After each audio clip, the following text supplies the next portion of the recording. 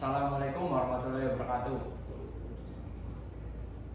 Perkenalkan, nama saya Ahmad Firmansyah dari kelas TI 1A NIM 240200001. Normalisasi dilakukan dengan memecah tabel-tabel besar menjadi lebih kecil agar relasi data jadi lebih rapi. Proses ini dilakukan lewat beberapa tahapan yang disebut normal form, yaitu yang satu adalah UNF atau Unormalized Form, yang kedua adalah 1NF atau First Normal Form, yang ketiga adalah 2NF atau Second Normal Form, yang keempat adalah 3NF atau Third Normal Form.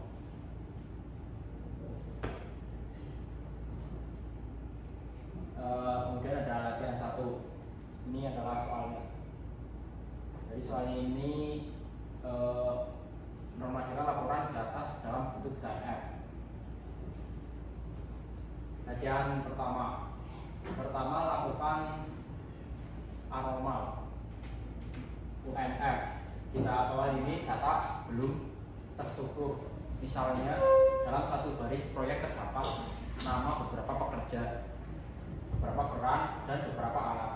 Semua data digabung dalam satu baris, bahkan satu kolom bisa mempunyai banyak sisi.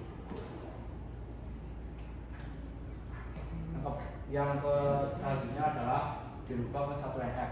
Maka pertama adalah dengan memecah data menjadi atomik. Satu baris hanya untuk satu kombinasi proyek, pekerja, dan alat. Setiap kolom hanya berisi satu nilai saja.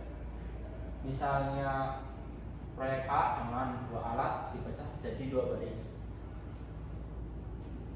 Yang selanjutnya adalah diubah ke 2NF. Syaratnya adalah yang pertama adalah sudah dalam bentuk 1NF. Kemudian tidak ada partial dependency atau ketergantungan sebagian dari primary. Maka dilakukan pemisahan. Tabel proyek menyimpan info proyek saja. Kemudian tabel pekerja menyimpan data pekerja saja. Kemudian tabel peranan menyimpan siapa yang berperan apa. Kemudian tabel alat untuk mencatat alat-alat proyek.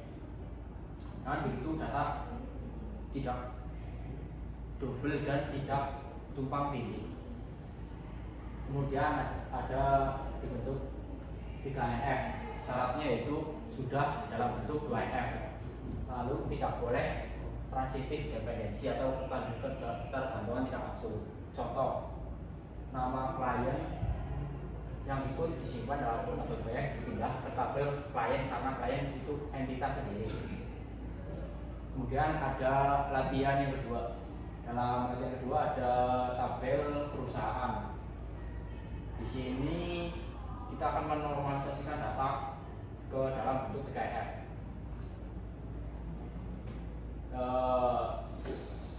Sebelum itu data diubah ke dalam 1NF seperti ini.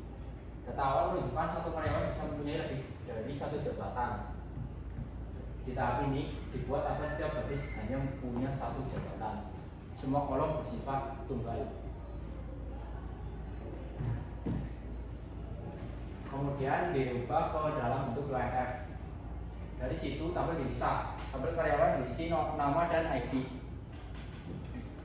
Tabel jabatan berisi nama jabatan dan gaji. Setiap jabatan bisa dimiliki oleh banyak karyawan tanpa duplikasi data. Kemudian dirubah ke dalam bentuk 3NF. Jika ditemukan ketergantungan transitif, misalnya jabatan, departemen, lokasi, maka lokasi harus dipisah ke tabel tersendiri agar tetap efisien dan terstruktur.